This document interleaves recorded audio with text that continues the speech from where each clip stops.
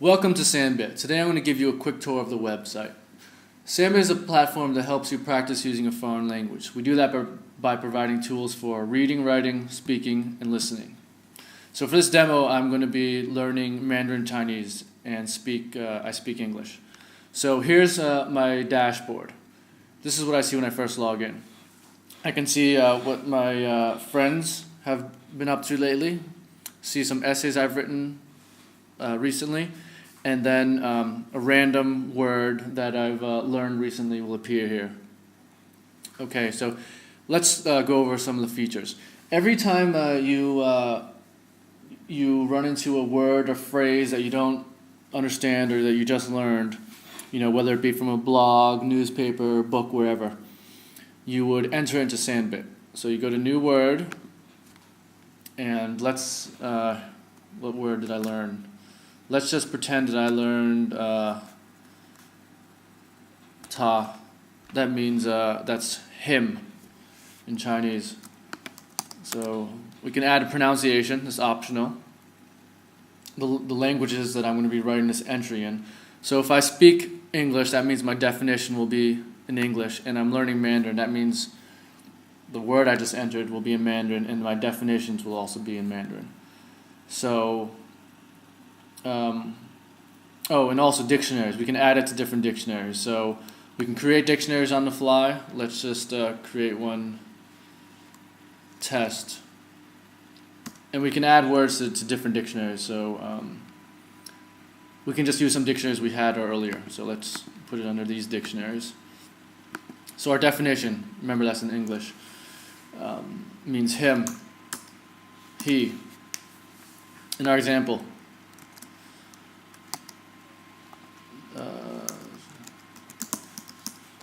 he is my friend. We could add more examples for this usage, or we could add different definitions, because words can have different definitions. So let's add that word. Now that's saved in Sanbit, and we can review it later. We can study the word later, or do other stuff. So let's go over writing. So to help you improve your use of a foreign language, you have to be able to write also. So with writing, how it works in Sanbit is that you choose a topic to write about. So you can choose an image, or you can choose some of these little descriptions, like what do you like about summer, or what do you do for vacation. So you would we'd write a title. I'm just gonna write gibberish for now, and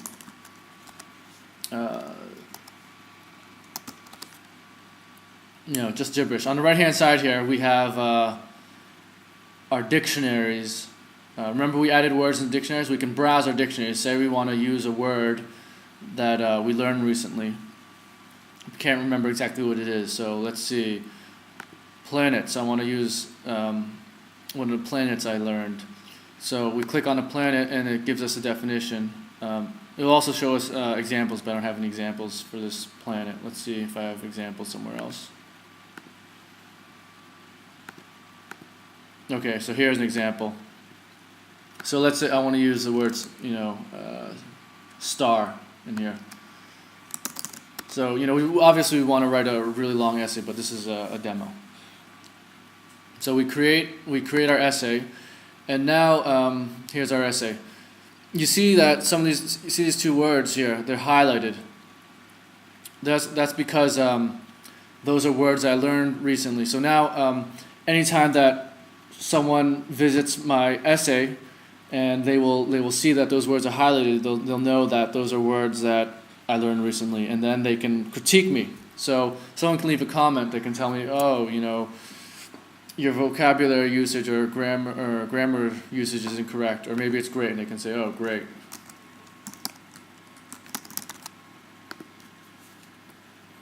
So that's writing. For reading, you would read essays from other users. So, I want to read Mandarin, and then here are some essays. Here's someone's essay. Maybe I don't know what this word means. This means time. Maybe I don't know, maybe there's some grammar or something I don't understand. I could ask a question here, to the user, asking them what it means. Okay, so now we'll go to audio. We can record audio clips, which is very similar to essays. We choose a topic, choose a language we're studying, give it a brief title just so they can know, maybe you're talking about food, maybe why I like to eat tigers or something. You start recording it. You have 60 seconds to record it, or less. You can stop. You can replay it. Recording it. Or you could re-record it, or you can just upload it. So now you've uploaded it. People can leave comments. They can tell you, your accent is off here, or they can tell you it's great, or just critique, any kind of critique. And then we also have listening, which is also similar to reading essays. So you choose the topics that you want to hear audio clips about, or you can just view all the audio clips. And you could now you can listen to it if you want to, or you can leave a comment. You can say, "Oh, I don't understand what you said in this. Could you please give me more details in your audio clip?"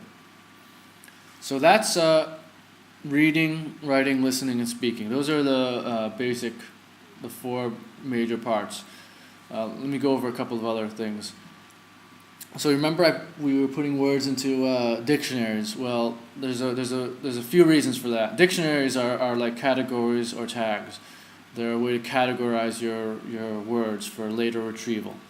So we saw one use where essays, as we're writing our essays, we could browse our dictionaries and see the words, and then we could add those words into our essays. We can also study these dictionaries in different groups. So there's a game section. I could view flashcards based on different dictionaries. So computers, I can start testing myself. Here's a word. Here's another one. If I don't know the meaning, I flip it over. And I keep going through my words. Flip it over to see what the meaning is. Oh, that's an uninstall. Or I could quiz myself. Now I can quiz myself on the different dictionaries. So let's see. Music. Let's see what I have under music. So here's a word I've learned. Here are the definitions. Let's see. It's a harmonica. This one I can't remember. Oops, I got it wrong. Can't remember. Let's just guess. Oh, I got it right. So here's my test results. I didn't do too good. I got one wrong. I could play it again, or I could quiz myself on different essays or different dictionaries. Sorry. So those are the four basic features: reading, writing, listening, and speaking. But when you're learning language, the most important thing is interacting with people. So we also provide a language partner finder. So since I'm learning Mandarin, I want to find people. I want to find people who speak Mandarin, and I don't care what they're learning. So as you can see, there's a bunch of people here who speak Mandarin. Let's browse some of these people. As you can see, they've written. They're studying English. They've added a bunch of essays. I've already actually followed this person, but let's unfollow him and I'll explain. So when I follow that person, I can see what they've done. So on my dashboard, I'll see what they've added recently, and maybe I want to critique one of their new essays or audio clips. So I can do that. I can see exactly what they're doing. I don't need permission to follow them. Partnering is a little different.